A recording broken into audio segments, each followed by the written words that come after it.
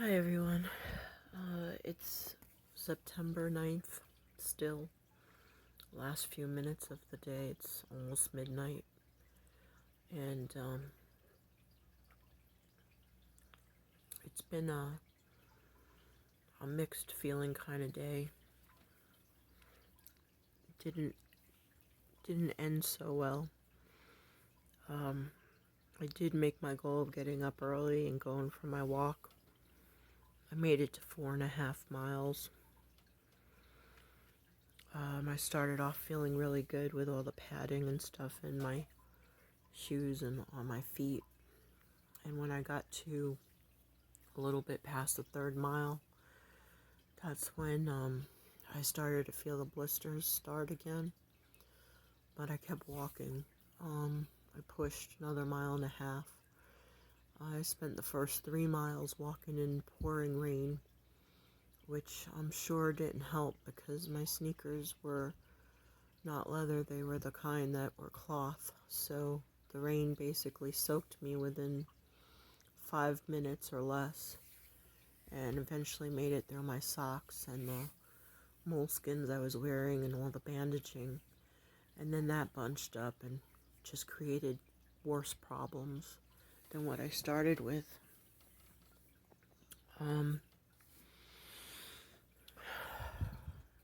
This weight loss journey is not just about weight loss for me.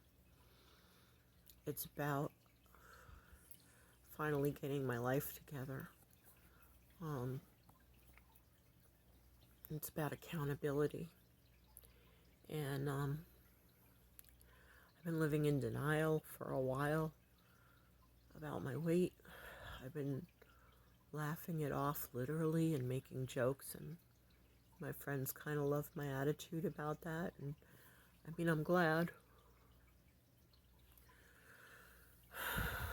But the truth is I'm tired because I spent my whole life since I was a kid fighting with my weight and my appearance. And there's times when I care, and there's times where I just don't care at all.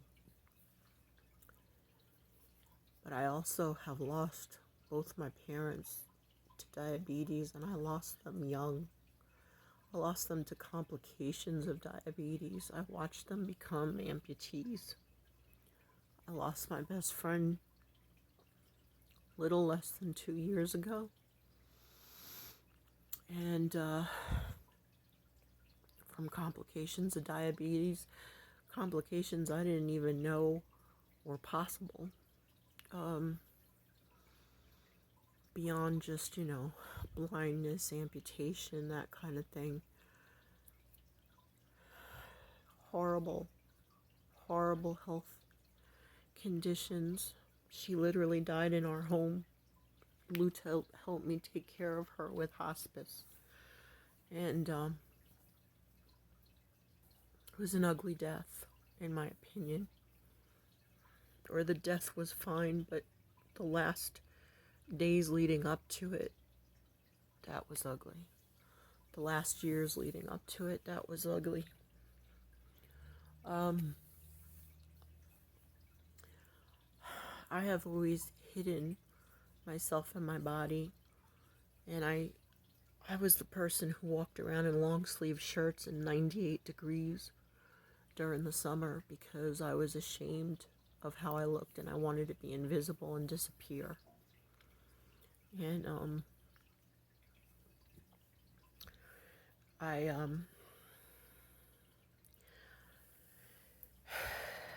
I've been doing all this social media stuff and pushing myself to give up my secrets, to be raw, to be authentic, to show all my flaws, to tell the truth.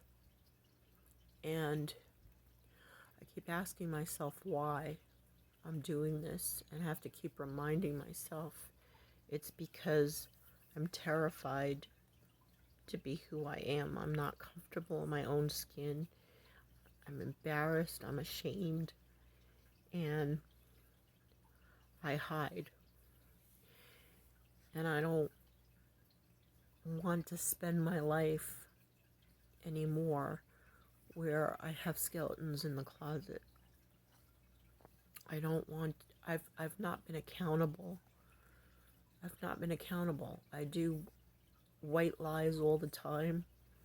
I've declined going places or meeting with friends because of how I looked, how I felt. I've declined on my job performance over the years, and I've just not held myself accountable. And making these videos and blasting whoever's watching it with all my dirty little shames and secrets, and being raw and exposing myself.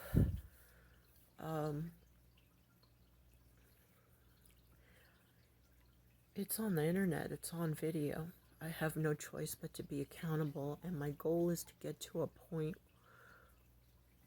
where I learn how to stop with the white lies. I want to get to the point where I've already said all the bad, so there's nothing anybody else can do that's worse. I have no reason to lie. I have no reason to hide. I just want to put it all out there. And it's not because I think my stuff is interesting. It's not poor me, although tonight I admittedly am having a pity party. I'm struggling with food addiction, and I'm struggling with feeling defeated, and I'm struggling with getting my life together. I'm struggling with meeting my responsibilities at home, at work. I'm tired, and I don't push hard enough. But when I walk, I can measurably see when I'm pushing. Now I can't even walk. Granted, it's just for a few days while I heal. But it's very frustrating. I'm making this video tonight because I have to do this so that I have guts to be truthful, because otherwise this is another thing that I'm going to hide. And I'm not going to let anybody hold me accountable for. And I'm not going to hold myself accountable, which is what's the most important, because it really doesn't matter if anybody else holds me accountable for this, because it doesn't affect anybody else's life. It's only affecting mine. So I was sitting here tonight. First of all, I ate really healthy today, and I only had one thing to eat, and that was for dinner tonight. But it was a good amount of food, and it was my whole food, plant-based, no salt, no oil, no sugar added. It was full of vegetables, and it was okay. I'm okay, babe. It was healthy and on point. And then I ended up where I guess my sugar was dropping. That's probably what it was. I have been diagnosed with hypoglycemia in the past. And every now and then, it doesn't happen very often, but every now and then I get these where my sugar just drops and I start getting the shakes. And I feel like I'm about to pass out. Even my breathing becomes labored. And it's scary. And the first thing I did was run to the kitchen cabinet, and grabbed a couple of little pieces of candy. And again, this doesn't happen very often. And just to be clear, my food of choice, my drug of choice is not candy or sweets. It's actually the pasta, the pizza, potatoes, the rice, the bread. And the rice is not really a problem. The potatoes are not even a problem, not with what I'm doing. But the bread, the pasta, certainly the pizza, it's not my friend. Anyway, after shoving that down my throat, I went to my husband and told him what was happening, and asked him to take me to the corner store and to get candy. So I went. I had this unbelievable need for sugar, for sweets. So I bought all this candy, bought chips, and now around the corner they make pizza. So I bought a pizza. So, oh, and I bought a donut. So we got gas and then we came back home. My husband had a slice and I had 3. And there were 2 slices left. I gave some of it to the dogs, actually, the bread part. And I ate the cheese off the other 2 slices. So I basically binged, and then I had the donut. And by then I seemed to be done with everything else, and I put away the chips and I put away the candy that I bought and just had no interest anymore. I had my fill. And physically, I do actually feel better. I don't have that feeling of like I'm going to pass out. But this was a binge. And while it was real and truthful that I did feel like I was going to pass out, and I did have the shakes, and there was definitely a problem, there were a lot healthier ways for me to handle that issue, and instead I used the excuse to have the candy, to go to the store, and then while on the way to the store, realizing they had pizza, and to just basically turn it into a pig fest. I've binged way worse than that. I would normally finish a pizza.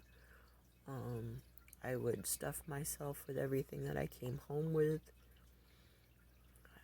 I had 3 full slices. I had the cheese off the other 2. And I had a donut. And I'm not minimizing that. It was not a good choice by any stretch of the imagination. And it was absolutely an excuse to go mess around. And unfortunately, I didn't connect to that until after I got done. My husband suggested that it was the stress and the anxiety, and he wasn't wrong, but I wasn't able to hear him at that moment. And my husband, he supports me. He doesn't tell me what I need to do for myself. He allows me to be who I am and go through my stuff. And some people might see that as enabling, but we're adults and he's not my keeper, nor am I his. And while we do want each other to be around for the long term and try and help each other out and support healthier habits, ultimately we're adults and we make our own choices. That's why I think we have such a good marriage, is because we have that mutual respect. Even though I push harder on him just because of all the people I've lost to diabetes, it terrifies me, the thought of losing him. But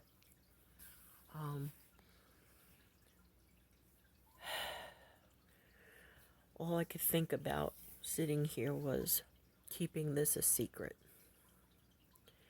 And my journey is not just about all the ups.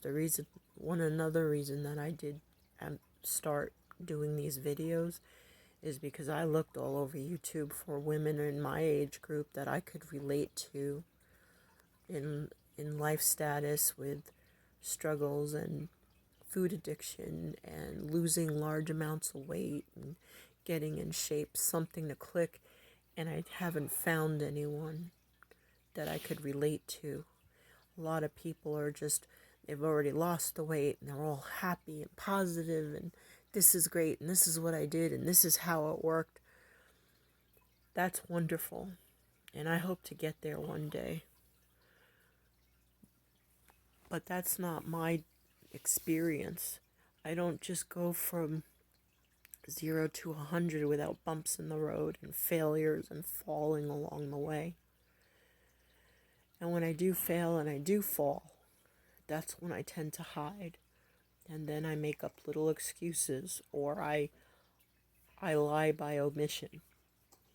And I don't want to do that anymore. And I'm realizing that by doing that, I am totally trying to escape accountability.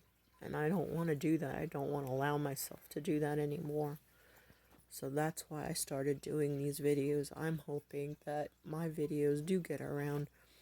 Not because of monetization. That would be great. I could use the money. But that's not the goal. The goal is that I can't believe that I'm the only person in my life. I can't believe I'm the only person at this point in my life having to start over with yet another weight loss journey, with yet it's about to turn 50 and having to start a new career and have interpersonal issues with family and have to deal with all this. I can't believe I'm the only one in the world that's going through this, that has to lose large amounts of weight. I'm not 600 pounds. I don't relate to my 600-pound life. I find it very difficult to watch that, and I damn sure don't ever want to reach it. And I don't mean that in a derogatory sense. I feel for those people that are. I can't even imagine how they can stand up, because at my weight, which I haven't revealed the number, and maybe I never will, I don't know, I feel the pain of the extra weight. So I can't even imagine people being able to function at 400 and 500, 600 pounds. I don't get it, and I feel for them. And the ones that have lost the weight and survived, I think they're amazing and an inspiration. But I can't sit there and watch that program. It makes me sick, to be honest. Maybe because it's too close to home, I don't know. So, this is what I'm calling my first true accountability vlog. I binged tonight. I used excuses. And I messed up.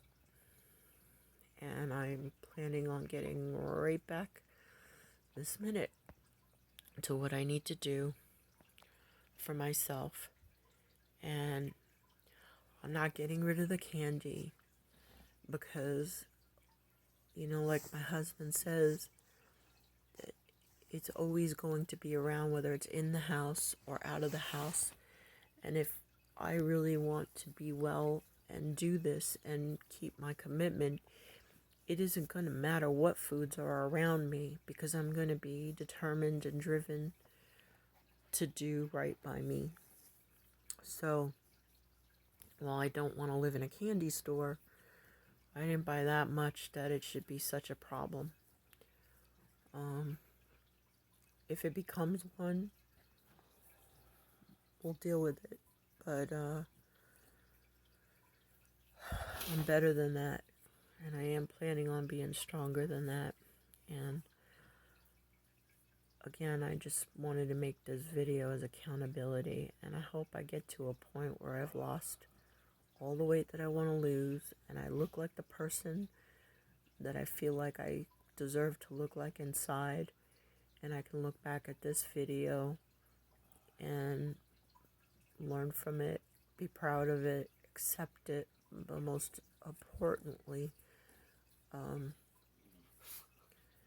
accept accountability for my actions. So I just want to say to all my friends that have written to me that are following these videos, I just want to say thank you. Thank you for reaching out. Thank you for commenting. Thank you for offering support. And thank you for jumping in when you saw I was down and feeling defeated. I know I'm not doing this for kudos or compliments, but the support and the positive reinforcement is so beneficial to me. It's so helpful along my journey, and I'm so grateful for it and for all of you. So thank you, and hope everybody has a safe, restful evening. Good night.